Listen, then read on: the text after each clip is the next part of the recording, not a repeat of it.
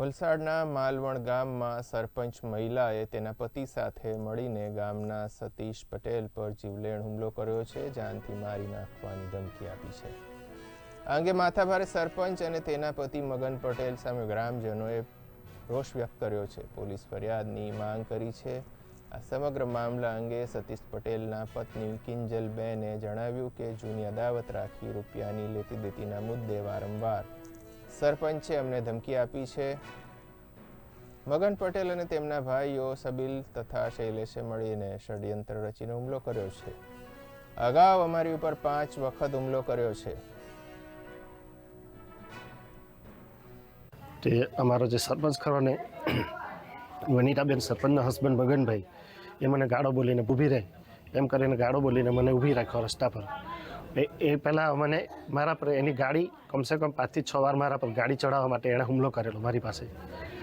અને અમે કંઈ બોલતા ન હતા, પણ આજે એણે ગાળો બોલીને એટલે મારે જાણવું હતું કે એ મને શા માટે એવી રીતના ગાળો બોલે.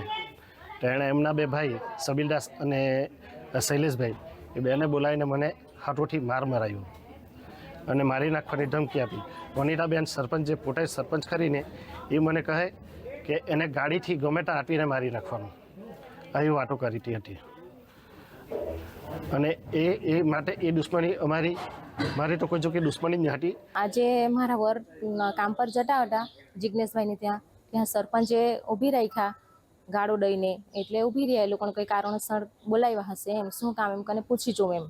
તો એ ઘર ગયા ને પછી એના ભાઈ લોકોને બોલાવ્યા અને મારા વરને માર્યો. એ આગળ એ લોકોનો આંગણવાડીવાળા પૈસા હતા ને ત્યારનું જરાક એનું મગનભાઈની બોલાચાલી હતી સરી સાથે એમ. ત્યાર પછી બધું પટી ગયેલું હતું, પણ પાછો એની તે દુશ્મની રાખી રહેલા હતા એમ મગનભાઈ.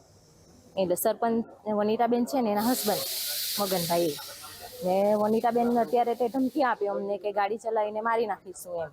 અને આગળ ગાડી અમારા પણ ગાડી લઈને અમે બાઇક લઈને જતા હોય ત્યારે અમારા પણ ચઢાઈ કરે એ લોકો.